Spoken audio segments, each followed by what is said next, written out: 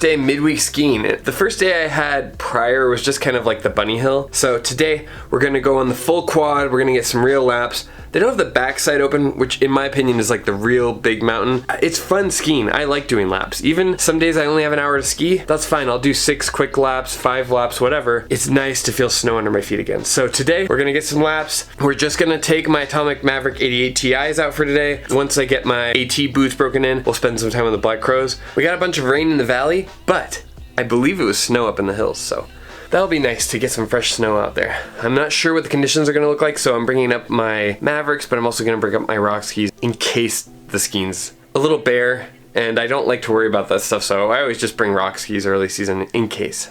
Let's go ski.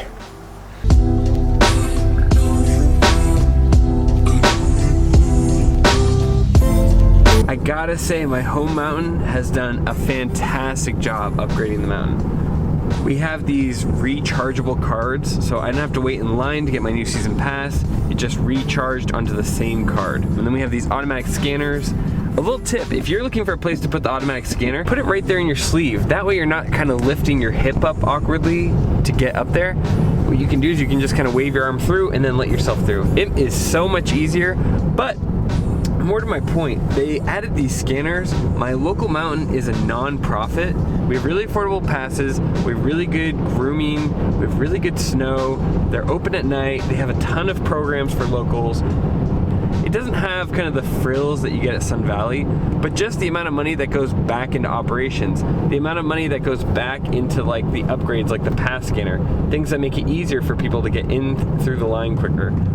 Just those little details are so nice.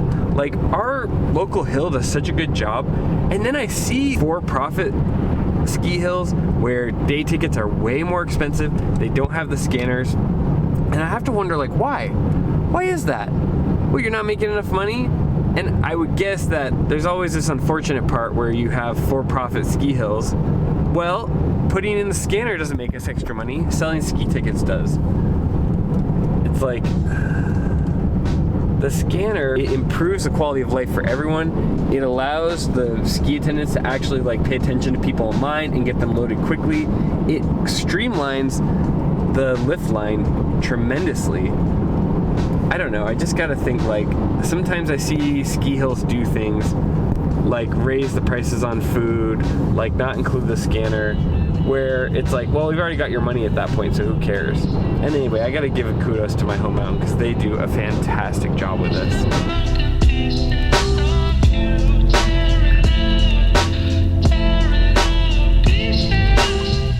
And to these other ski hills that have like 3-hour lift lines and they don't make any improvements and you're spending $30 on lunch in the lodge, people notice.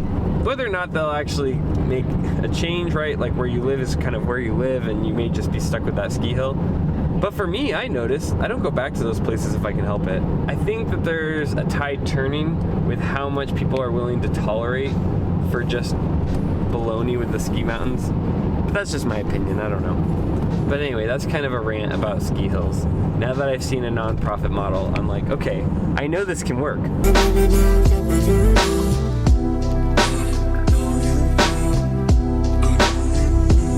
I see friends that I have from Vermont who moved out to Colorado while I moved out to Idaho, and I see some of the pictures and videos they send me of their lift lines where the traffic just to get to the ski hill, and it honestly makes me think that living in Colorado for skiing is kind of a bad move right now. That's just my opinion, but man, I wouldn't want to deal with that.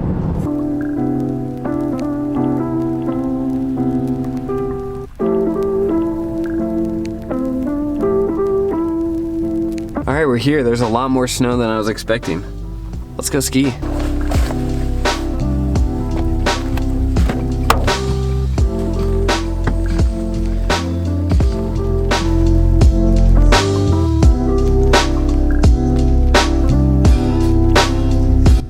A lot of snow up here, actually. This is really great.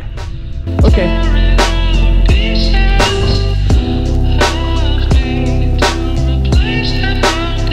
Mountain bike trail.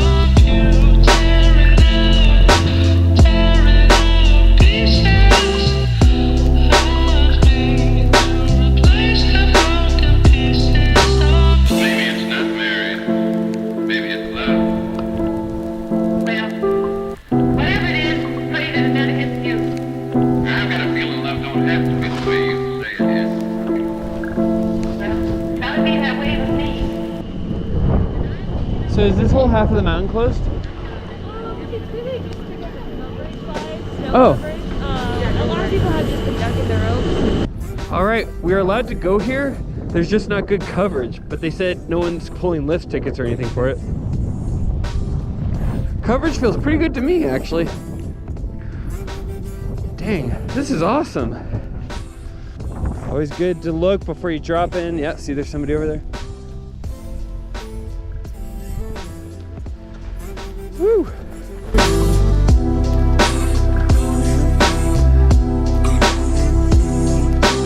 Watch out for these little dingleberries. Woo! All right, woo!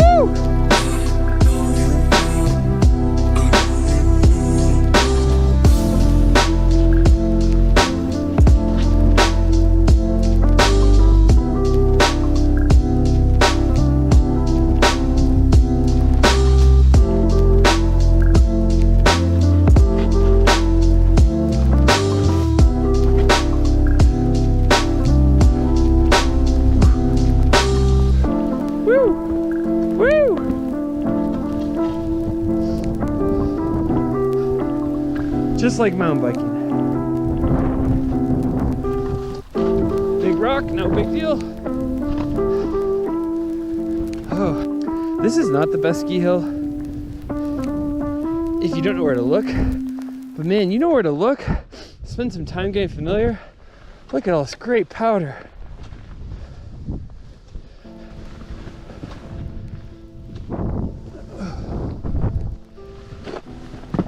Whew, that was a tree. All right, now we're gonna do the Magic Forest, which is my kid's favorite. Ooh, the Magic Forest is not looking so magic these days. Okay, that's fine. This is fine.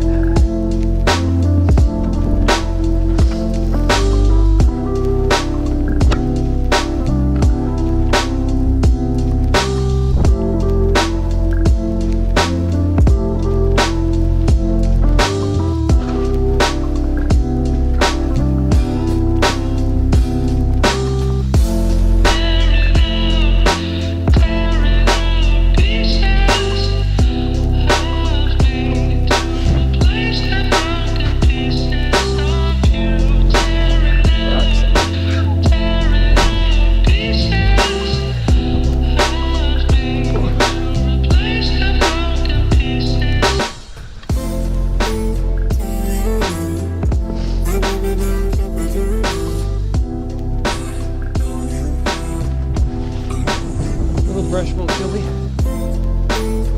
Oh, that's a lot of stuff.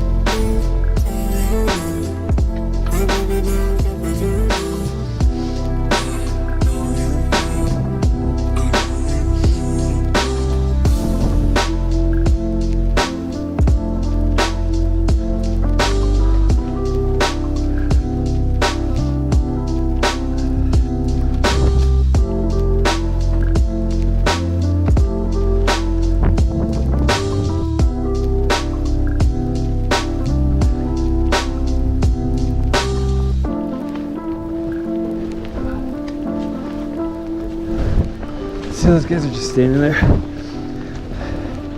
That's a big no-no. See how I swipe my arm ahead? It saves me from taking out my knees on that bar, which is when it's in your waist what you do. This is really good. Oh yeah, love to hear it. Whew. Have a good day. Yeah, you too, man. Oh. Well, a great first day. I wouldn't believe it unless I'd seen it with my own eyes, but the better skiing was actually off trail in the powder, in the trees. That's where all the good skiing was.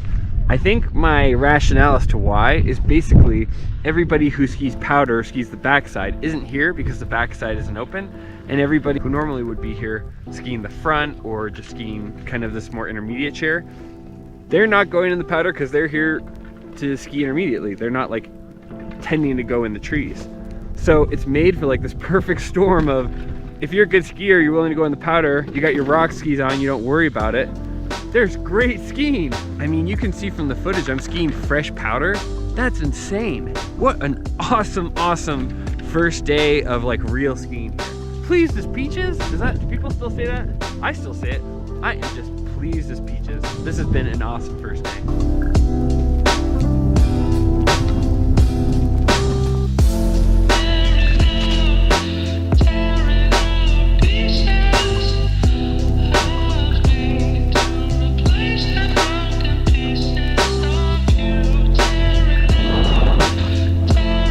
All right, great first day on snow. I'm so happy I brought my rock skis. The best skiing was out in the powder. Like, there would be the groomed runs and they were so chopped up and awful. All of the people who are here are kind of beginners because all we have is the front side open, which is typically like beginner, intermediate, advanced, whatever. And then there's the back side, which has like the powder skiing, the big super G hill, and that part's closed. So what happens is none of these people are really going to the powder other than like a handful. I maybe saw like 5 or 6 out there. And then you're getting fresh powder. Yeah, there's some rocks and trees, but that's what rock skis are for. There was nothing super challenging, nothing super big, but just like, I couldn't be happier to be back in the powder, back in the trees a little bit. Man, I'm just like grinning ear to ear while I'm skiing. What an awesome day. Now I gotta go pick up my kids from school. And the road wasn't especially great on the way here, so I better give myself some extra time.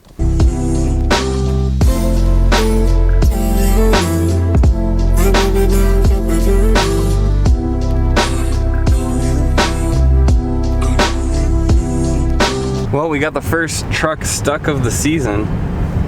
It's only a matter of time before you see some kind of like Ford F-150 or whatever stuck on the side of the road. Not bad trucks or anything, but just people get kind of arrogant about it and they don't put snow tires on and then you end up backwards in the ditch like that. And I'm sure it's not cheap to get the tow truck to come up all the way up here. Like I said in my last video, get snow tires. It's not worth it.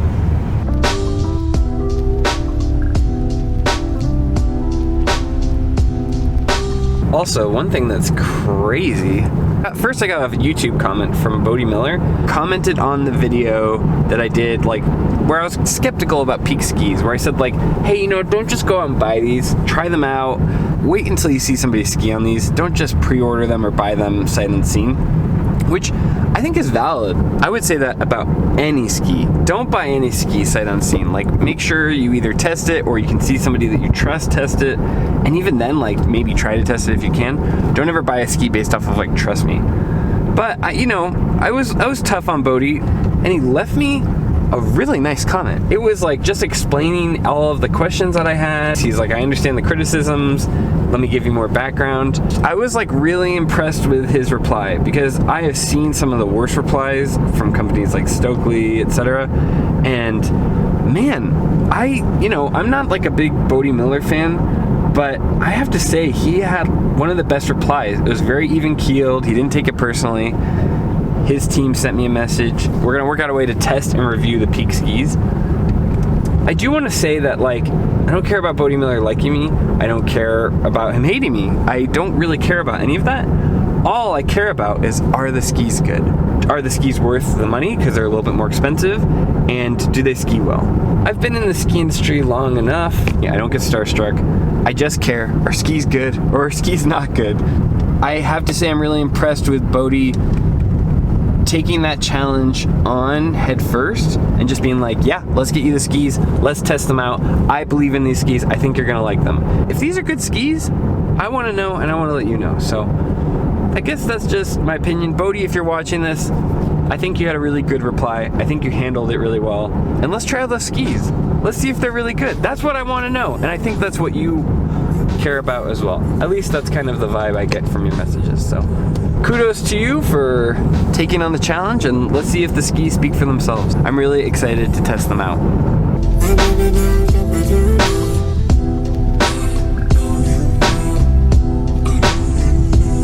Anyway, that's the end of the video. Hope you guys enjoyed it. As always, if you like this content, please consider liking and subscribing. It helps me out a lot. But more than anything, I just wanted to say thank you for watching. It really means a lot to me, and yeah, I enjoy that you guys are so cool and leave comments and watch all my content. So thanks so much. As always, I'll see you in the next one.